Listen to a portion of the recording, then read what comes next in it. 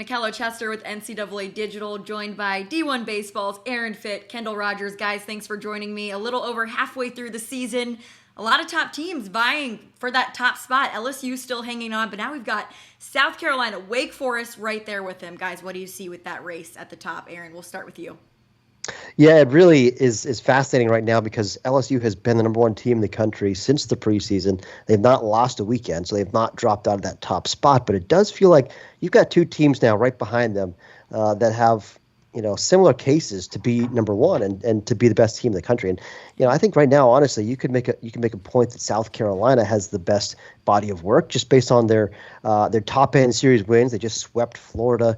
They split a couple of games against LSU. And again, they haven't lost a series all year long. I think they're right there with LSU as far as body of work. But I think maybe South Carolina feels a little more stable in the bullpen than LSU does, given some of the injuries that LSU had. I still believe that the top end star power for LSU is unrivaled, with Dylan Cruz, who might as well be Mike Trout in center field, and you've got Paul Skeens, who's basically Steven Strasburg on Friday nights. Nobody can match that. But Wake Forest might be the most balanced and complete team out of all these teams. And again, they haven't lost a series either. They've got the best weekend rotation in the country. They've also got an elite bullpen, and they've got real firepower in the lineup too. So I feel like those three teams all have a case. If you're trying to pick one team right now, who's the best team in the country, I don't think there's a wrong answer between any of those three teams.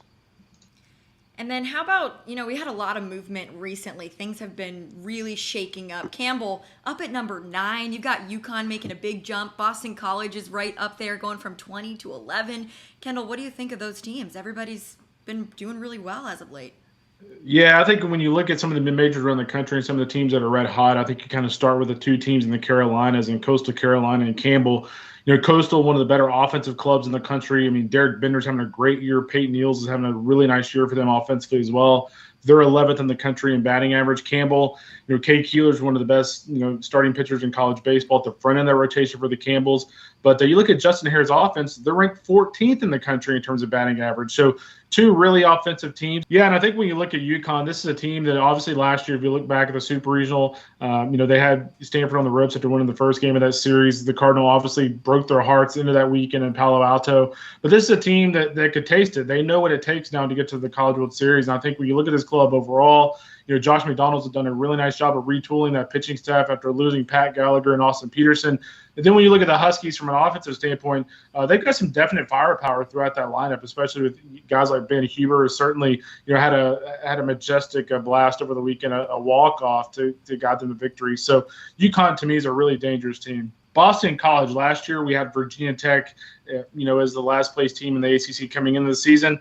They ended up hosting a Super Regional. Now you kind of have Boston College in that mix. I'm not sure they're hosting a super regional just yet, but give Mike Gambino and his program a lot of credit.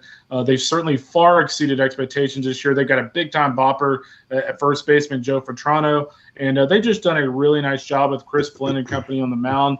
It's not a great pitching staff; it's a solid pitching staff, and so give BC a lot of credit. They've done a terrific job this year. So I want to talk a little bit about players. At the beginning of the season, guys, you would have said Dylan Cruz was just a shoo-in for National Player of the Year. I think everybody would have agreed with that. But now we've got Ethan Petri at South Carolina, and he's a freshman. What do you think of that race, Aaron?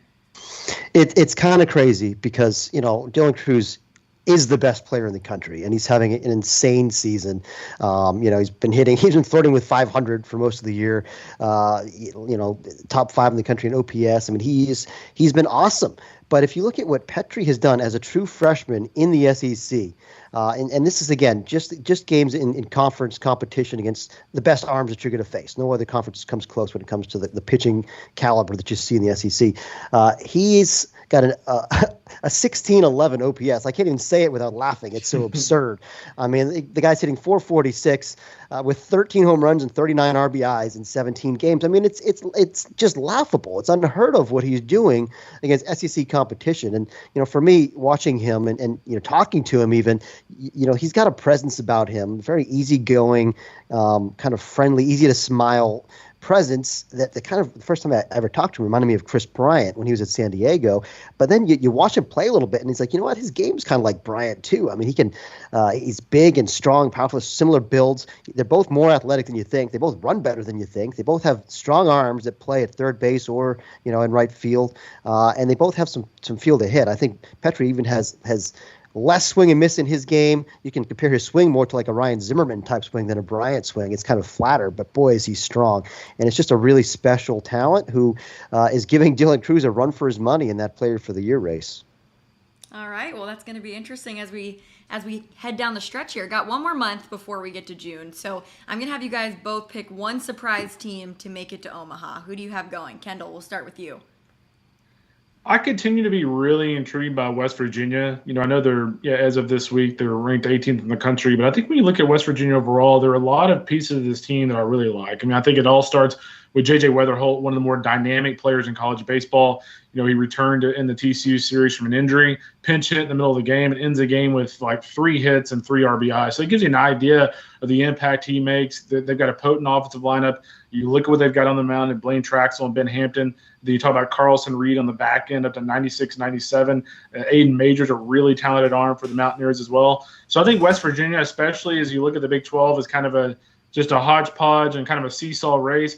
I think West Virginia is one of those teams that when they're clicking on all cylinders, they're a really, really good baseball team. So West Virginia is a team that's front of mind for me right now. Okay. Aaron. Yeah, I like Dallas Baptist as the team that heading into the season, we didn't know this was going to be a vintage DBU team. We didn't pick them to win Conference USA, which is a new conference for them. We didn't know quite how this team was going to stack up. And lo and behold, you look up and they won 14 games in a row. They've broken into the top 25. And I feel like it's only a matter of time before this program breaks through and gets to Omaha. Right now, they're right there with East Carolina as the best programs that have never been in the College World Series. And maybe this is the year because their pitching is really, really good. I love their rotation with Ryan Johnson and Braxton Bragg and Zach Heaton, but their bullpen feels elite. It's one of the best bullpens in the country. I don't think this is one of the best offenses that they've had because they've had some great offensive clubs over the years, but I think it's good enough behind an outstanding pitching staff, and they're just playing at a very high level. It feels like maybe this is the year DBU breaks through. All right, I like it. Guys, thanks so much for breaking it down. Of course. Thanks.